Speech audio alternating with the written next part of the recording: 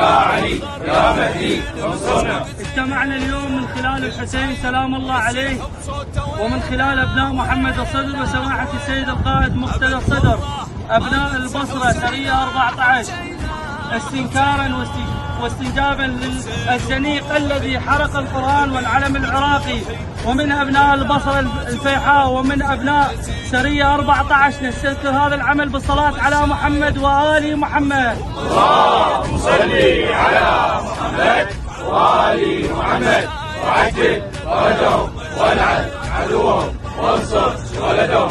مقتدى مقتدى مقتدى يا الله يا محمد يا علي يا مهدي انصرنا. موفقين جميعا إن شاء الله.